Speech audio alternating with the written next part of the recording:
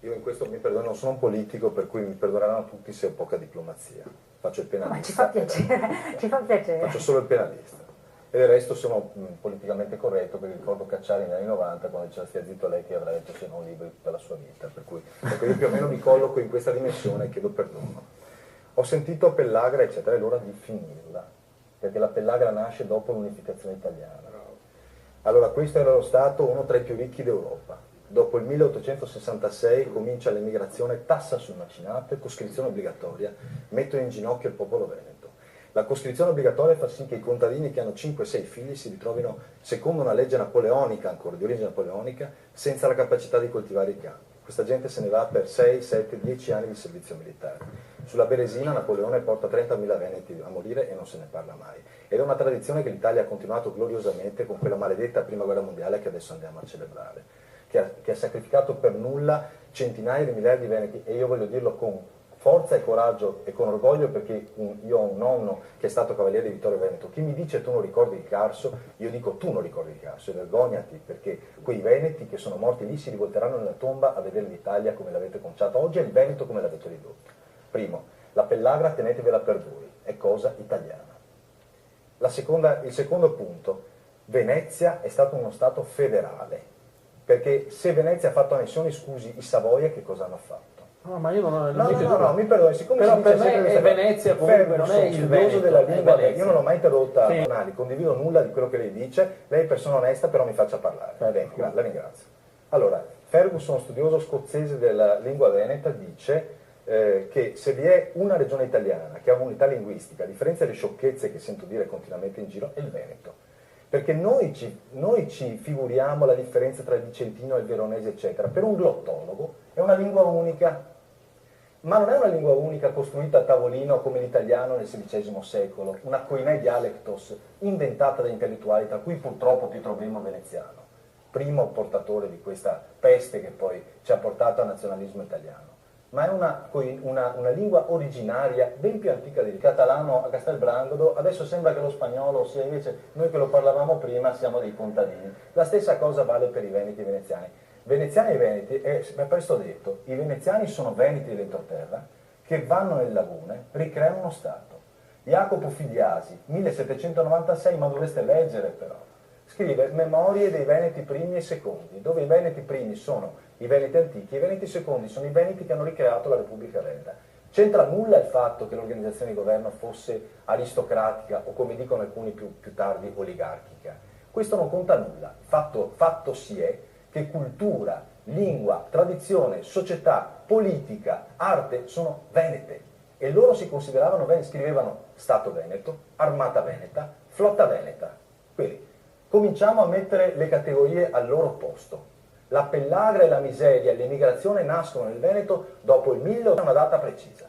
Per cui vi prego, quando viene detto voi emigravate, sì, grazie a voi. Primo punto.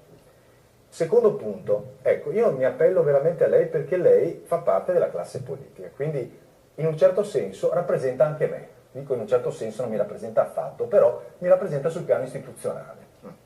Allora dico una cosa, siccome si è parlato anche prima di legalità, la legalità, io faccio l'avvocato e insegno procedura penale, esistono le formule di Radbruch, che si chiamavano.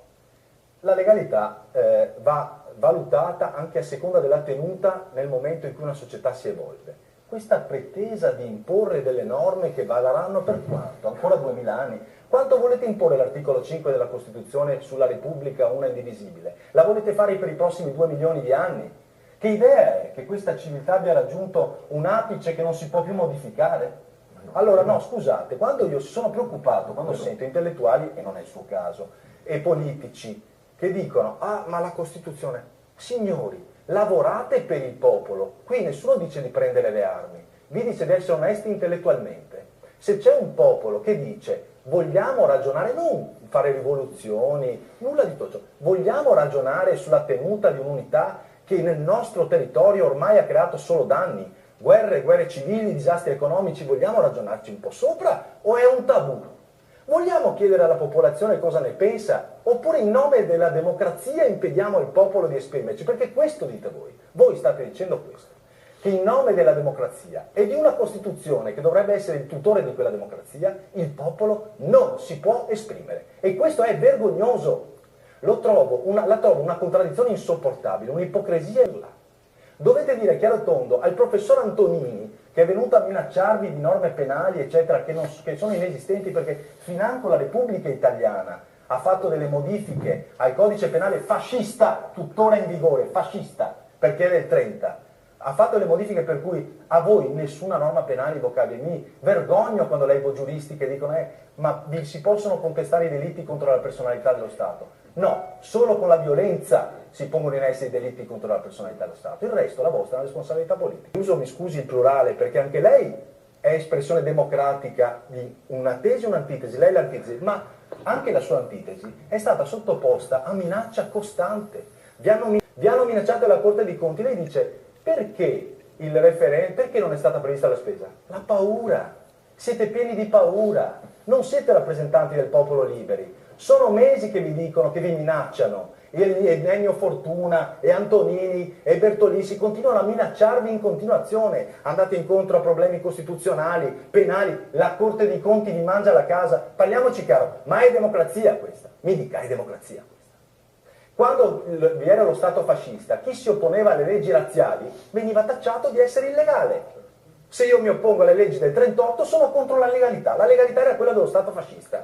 Questo è il fascismo della... Lei è uno dei principali rappresentanti. Lei e lei, quando voi fate questi discorsi, fate discorsi ma mi scusi, a favore di un regime. Sì, ma adesso vi faccio ribadire. A favore di un regime. A favore di un regime. Perfetto. È comica. Ribadire di sicuro poi della È parola una anche... posizione comica, No, no? comico sarà lei. Occhio che io non ho usato questi termini, stia attento ai termini che usa. Vabbè, ma Comico se siamo sarà a questo lei. livello... Ma vedi, No, adesso vi faccio ribadire. Comico sarà lei. Vuol dire che non è d'accordo, No, non che sono la posizione- la posizione comica è la sua.